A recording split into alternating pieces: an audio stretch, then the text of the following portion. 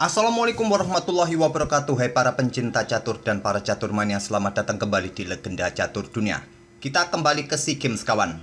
Pagi hari tadi SEA Games Sabang Catur menggelar pertandingan untuk nomor catur cepat atau rapid beregu dari 6 tim atau 6 negara. Setiap negaranya terdiri dari 2 pemain, memainkan 5 game rapid 15 menit. Untuk kategori pria kawan, tim Indonesia diwakili oleh Grandmaster Nofrendra Priasmoro dan International Master Yosef Taher. Di kategori wanita, komposisinya berbeda kawan, sekarang diwakili oleh International Master atau Women Grandmaster Medina Aulia dan Women International Master Umi Fisabilillah. Dan berikut inilah kawan hasil pertandingan di hari pertama yang memainkan 3 babak. Posisi pemain tim pria kita berada di posisi ketiga dengan nilai 3 poin. Hasil ini didapat dari hasil kekalahan Nofrendra 2 kali dan 1 kali remis, sedangkan Yosef Taher mendapatkan 2 kali kemenangan dan sisanya 1 kali remis kawan. Sedangkan untuk posisi tim wanita kita berada pada posisi pertama sampai 3 babak ini kawan. Ini didapat dari hasilnya Medina Aulia yang menang 2 kali, 1 kali remis. Sedangkan Umi Fisabilillah kawan 1 kali menang dan 2 kali remis. Posisi tim wanita kita cukup bagus kawan. Semoga saja dapat dipertahankan sampai sisa 2 babak besok. Dan akhirnya kita bisa mendapatkan emas lagi. Dan untuk game yang akan kita kotak-katik ini kawan, atau yang akan kita ulas ini dari gamenya Grandmaster Nofrendra Priasmoro. Kebetulan di babak pertama bertemu dengan Super Grandmaster Lee Kwang Lim. Apa yang terjadi kawan? Langsung kita ke atas papan. Kalau kalian memperhatikan mukodimah saya di awal, pasti sudah tahu hasilnya seperti apa. Dan ini menjadikan satu momen atau pengalaman yang berharga bagi Grandmaster Nofrendra kita berhadapan dengan Super Grandmaster asal Asia Tenggara yang sangat jago dalam permainan rapid kawan atau cepat. Pernah menjadi juara dunia Blitz. Kalau tidak salah tahun 2008 atau 2011 kalau tidak salah kawan, saya lupa. Yang pasti dia pernah menjuarai kejuaraan dunia Blitz kawan 1 kali. Oke, langsung kita ke atas papan. Di sini Nofrendra pegang hitam dan Lee Kwang Lim pegang putih mengawali dengan pion D4. Kuda F6 oleh Nofrendra, pion C4, pion G6. Sepertinya Nofrendra kembali ingin memainkan King's Indian Defense. Beberapa game sebelumnya Nofrendra ini sangat getol bermain dengan pembukaan seperti ini. Saya rasa ini merupakan salah satu pembukaan favoritnya saat menghadapi pion D4. Dan Lee Kwang Lim melanjutkan pengembangan kuda C3, gajah G7, selanjutnya pion E4 mendapatkan kontrol penuh sekarang kawan dengan pion-pion di peta pusat ini karena Nofrendra sedikit menunda untuk memainkan pionnya. Pion D6. Sekarang kawan pada posisi seperti ini, langkah yang paling banyak diambil oleh putih dalam permainan variasi King's Indian Defense variasi normal atau variasi ortodoks ini kawan adalah pengembangan kuda F3. Biasanya nanti akan dilanjut dengan rokade oleh hitam, gajah E2, persiapan juga rokade, pion E5 dimainkan, kalian bisa memilih untuk mendorong pion ataupun bermain dengan langkah yang lain seperti rokade juga bisa dilanjutkan oleh putih kawan. Itulah kelanjutan variasi normal atau variasi ortodok, yaitu memilih kuda F3 terlebih dahulu. Tentu beberapa pilihan yang lain juga ada kawan. Pion F3, gajah E2, langsung pion F4 juga bisa dimainkan. Pion H3 mengontrol petak G4 juga bisa dimainkan. Ataupun juga pengembangan gajah gelap ke petak E3 ini kawan. Di sini kawan Lee Kwang Lim memilih variasi sampingan lainnya, yaitu pilihan nomor 7, memainkan kudanya bergerak atau berkembang ke petak E2. Ini adalah variasi Kramer. Dengan memainkan variasi sampingan seperti ini kawan, ini untuk menciptakan permainan yang liar keluar dari jalur utama yang mungkin sudah dipersiapkan oleh Nofrendra. Oleh karena itu, memilih variasi sampingan seperti ini akan membuat sedikit bingung lawan. Itulah strategi taktik yang diciptakan oleh Lee Kwang Lim pada game ini kawan. Selanjutnya Nofrendra rokade. Kuda ke G3 lanjut Lee Kwang Lim untuk membuka kembali diagonal terang bagi pengembangan gajah agar rajanya bisa segera rokade. Di posisi ini sebetulnya pilihan utama adalah pion F3 kawan dalam variasi Kramer. Mungkin hitam akan membalas dengan pion C5, kalian bisa menutup permainan di petak pusat dengan pion G5 atau pengembangan gajah gelap ke petak E3. Bisa kalian pilih. Tapi di sini tadi Lee Kwang Lim memilih untuk melanjutkan langkah kudanya ke petak G3 agar rajanya bisa segera rokade, dibalas dengan pion C5. dan Li Guanglim mendorong pionnya menolak pertukaran. Langkah yang sangat bagus kawan untuk menciptakan permainan yang tertutup di petak pusat. Pion E6 ingin tetap membuka permainan di petak pusat untuk kembali menantang pertukaran pion kawan.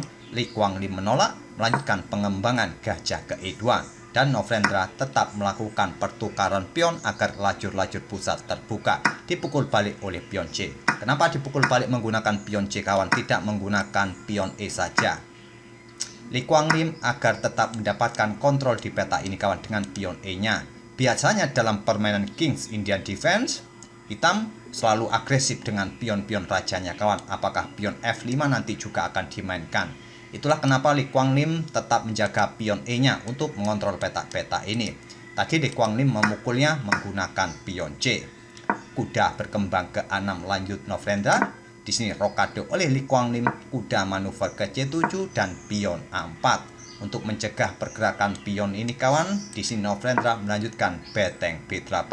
Sepertinya Novendra sekarang fokus mulai menyisir lewat sayap menteri. Persiapan pion ini didorong, tapi peta ini cukup kuat kawan dengan dukungan kuda serta gajah terang di sini. Mungkin Novendra akan memainkan pion A6 terus pion B5. Mungkin itulah rencananya. Dan di sini Li Guanglim melanjutkan dengan gajah G5 mengepin kuda. Novendra melanjutkan rencananya dengan pion A6 kawan, tapi langkah ini kurang disukai oleh Engine. Engine lebih menyarankan mengusir gajah gelap agar tidak mengepin kudanya kawan, ataupun menteri ini langsung bergerak ke petak D7 menghindari pimpinan. Novendra fokus di sayap menteri dengan pion A6-nya. Pion B5 jelas akan dimainkan oleh Novendra. Selanjutnya pion F4. Di sini beteng E8 untuk memperkuat peta E5 kawan. Karena setelah memainkan pion F4 ini jelas putih akan mendorong pionnya untuk bertarung, untuk membuka lajur-lajur di pusat, juga nanti akan mengancam kuda ini dengan pionnya kawan. Oleh karena itu beteng digeser oleh Novendra. Sekali lagi langkah ini kurang kuat menurut Stockfish kawan.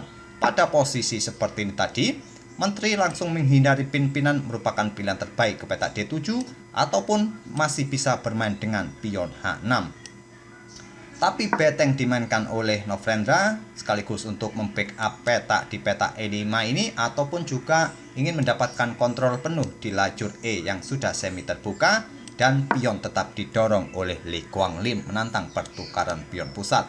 Diterima oleh Novendra, tidak langsung dipukul balik kawan karena masih bisa dipukul balik oleh beteng hitam nanti. Di sini Li Guanglim hanya mendorong pionnya saja. Taktik pengorbanan pion tadi sepertinya Li Guanglim ingin menciptakan tameng di lajur E agar beteng ini tidak mempunyai lajur yang terbuka di lajur E ini kawan.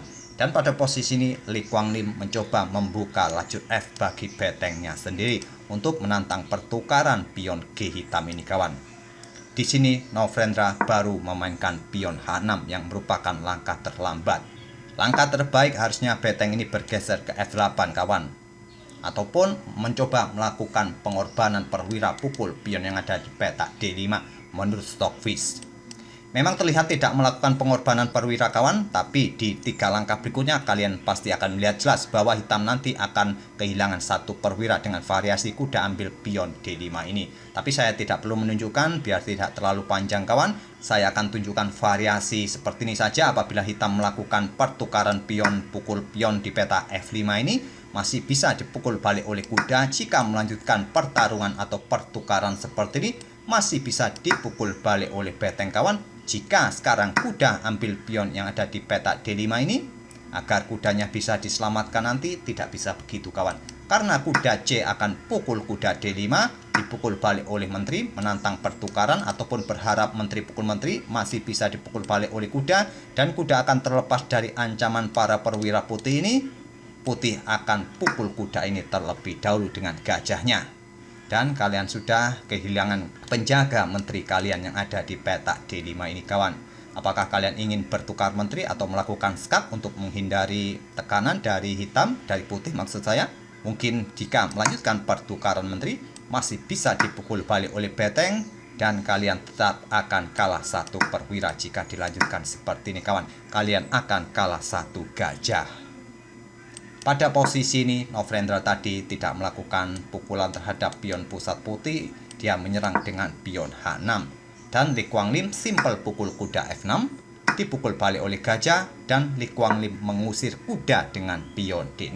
Tidak melanjutkan baku hantam pion ini kawan. Pion tetap berada pada posisinya untuk mendapatkan kontrol di peta ini untuk mencegah pergerakan setelah pion D6 ini dimainkan oleh Li Guanglim. Kuda tidak bisa lompat ke peta ini kalau tidak mau diambil oleh pion dan seterusnya. Kuda juga tidak mempunyai banyak peta sekarang kawan untuk melangkah. Memainkan pion D6 ini juga membuka diagonal terang bagi aktivitas gajahnya nanti menyerang di diagonal terang ini nanti kawan. Di sini Novrendra melangkah kuda mundur ke peta H8. Dan coba lihat kawan, para perwira hitam ini, para perwiranya Novrendra berbaris rapi di baris belakang. Berbanding terbalik dengan para perwira putih, cukup aktif.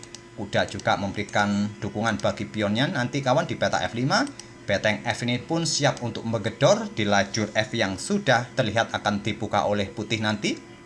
Di sini Li Guanglim tidak melanjutkan langsung membuka lajur F dengan pertukaran pion ini kawan. Dia melangkah kuda terlebih dahulu ke peta E4, memberikan ancaman bagi gajah. Jika nanti gajah tidak pindah, disikat balik oleh menteri, barulah pion pukul pion dengan ancaman discover tag. Gajah pun siap meluncur di diagonal ini nanti. Gajah ditarik mundur oleh Novrendra ke G7. Selanjutnya gajah terang C4 lanjut Li Guanglim mengepin pion F7, pion pukul pion mungkin akan dilanjutkan oleh Li Guanglim nanti. Terlebih dahulu pion G pukul pion F5 dipukul balik oleh kuda. Di sini beteng bergeser ke F8, langkah terbaik. Selanjutnya adalah menteri bergerak ke H5. Adapun kuda melakukan skak di sini juga merupakan salah satu pilihan terbaik bagi putih kawan. Tapi Li Guanglim lebih memilih menempatkan strikernya di peta H5, menyisir lewat sayap kawan. Saya anggap striker menteri ini seperti striker. Dan menteri ini akan bergerak ke peta G6 kawan. Pion tidak bisa ambil menteri karena posisinya kena pin. Menteri mendapatkan dukungan dari kuda untuk memberikan ancaman skakmat. Oleh karena itu kuda ini disikat langsung oleh gajah. Dipukul balik oleh beteng dan coba lihat kawan, beteng gajah memberikan 3 kali tekanan dibantu oleh menterinya juga. Dan Novrendra tidak mencoba membackup pionnya ini kawan, mungkin dengan menteri ke peta D7, maka kuda akan melakukan skak di sini. Menggarpu menteri, ini akan memaksa gajah pukul kuda. Dipukul balik oleh beteng, 2 langkah berikutnya juga bisa skak mat nanti kawan. Oleh karena itu pada posisi seperti ini kawan, Novrendra membuat langkah pion B5. Tapi langkah ini juga tidak terlalu efektif. Memang posisi Novrendra sudah dalam tekanan kawan. Dia sudah tidak bisa beranjak lagi dari serangan-serangan berikutnya dari Li Guanglim ini. Di sini kawan, gajah ambil pion F7 skak. Raja bergeser ke H8. Jika diambil oleh beteng pada posisi ini tentu masih bisa dipukul balik kawan oleh menteri ataupun oleh beteng. Yang kuat adalah dengan beteng kawan. Dan nanti diikuti dengan menteri bergerak ke peta ini dan ancaman skakmat. Oleh karena itu pada posisi ini raja hanya bergeser ke peta H8. Dan seperti biasanya kawan, saya mencoba tawarkan pada kawan-kawan semua untuk menebak langkah yang akan diambil oleh putih atau Li Guanglim di langkah berikutnya, yang bisa membuat Novrendra menyerah di langkah berikutnya. Dan coba perhatikan juga kawan, jam pada sebelah kiri papan. Kontrol waktu kedua pemain ada yang aneh. Novrendra menyisakan 19 detik. Sedangkan Li Guanglim masih mempunyai 15 menit 23 detik. Waktunya masih utuh, belum habis. Sampai langkah ke-23 ini kawan. Coba bayangkan. Bermain sangat cepat dengan langkah-langkah yang sangat brilian. Langkah taktis yang membuat kerepotan bagi Novrendra sampai langkah ke-23 ini. Dan apakah kalian sudah menemukan langkah brilian, langkah terbaik pada posisi ini bagi putih kawan? Apakah kalian menemukan langkah kuda melangkah ke peta ini? Atau membuat langkah beteng bergeser naik ke peta F6? Jika kalian menemukan langkah beteng naik ke peta F6 ini, berarti kalian sudah nonton pertandingannya di live gamenya kawan.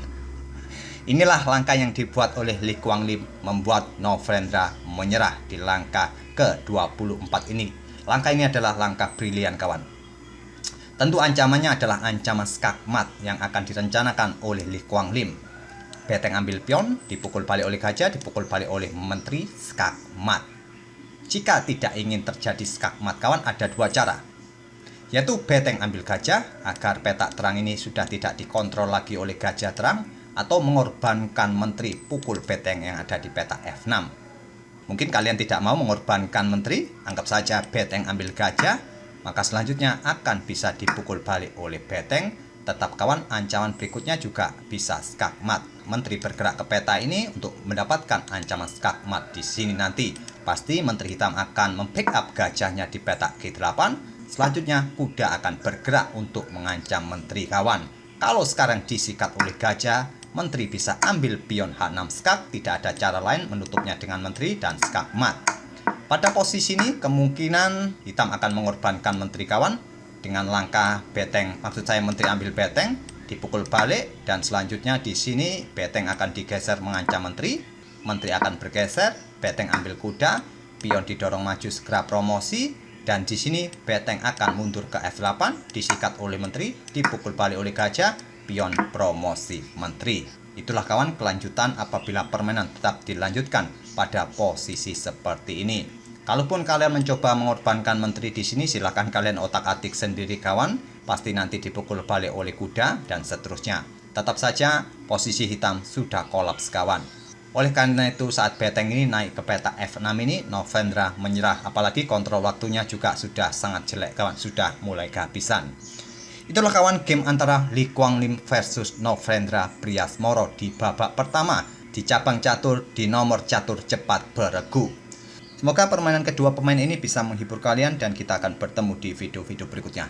Terima kasih. Wassalamualaikum warahmatullahi wabarakatuh.